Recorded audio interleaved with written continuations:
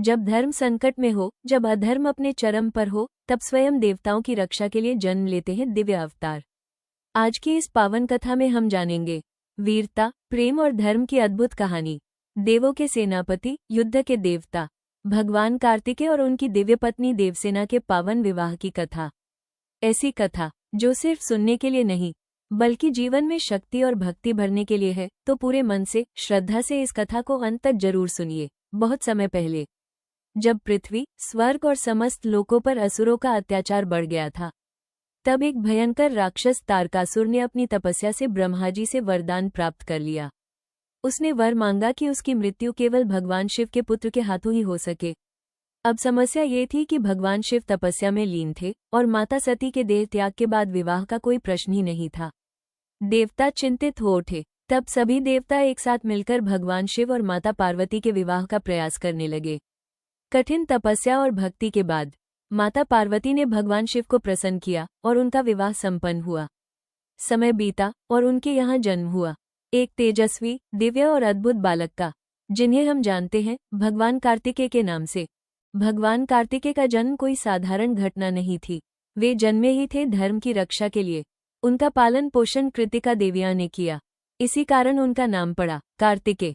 बचपन से ही उनमें अद्भुत तेज, शक्ति और युद्ध कौशल था।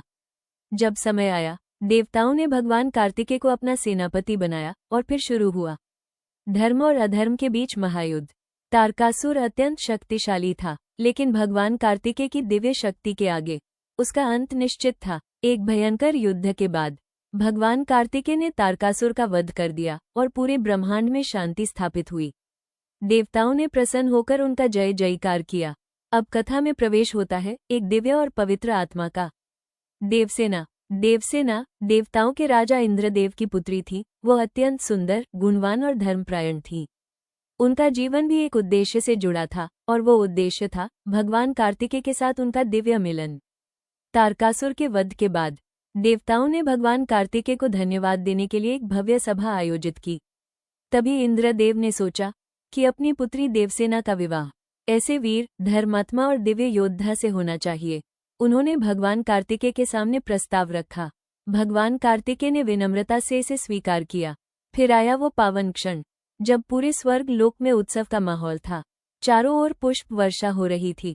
देवता, ऋषि, गंधर्व सभी उपस्थित थे। मंगल गीत गाए जा रहे थे और वातावरण पूरी तरह से भक्तिमय हो गया था। भगवान कार्तिकेय और माता देवसेना का विवाह पूरी विधि विधान से संपन्न हुआ। यह विवाह केवल दो आत्माओं का मिलन नहीं था, बल्कि यह था शक्ति और भक्ति का संगम। यह विवाह हमें सिखाता है कि जब जीवन में धर्म, साहस और सच्चाई हो तो सफलता और सुख अपने आप मिलते हैं। भगवान कार्तिकेय हमें सिखाते हैं कि अपने कर्तव्यों से कभी पीछे नहीं हटना चाहिए और माता देवसेना सिखाती है कि समर्पण और विश्वास से जीवन सफल होता है। तो भक्तों, ये थी भगवान कार्तिकेय और माता देवसेना के दिव्य विवाह की पावन कथा।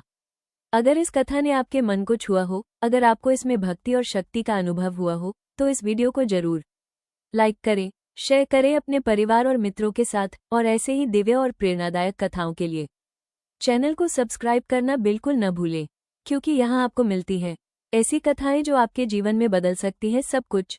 जय श्री कार्तिकेय, जय माता देवसेना, हर हर महादेव।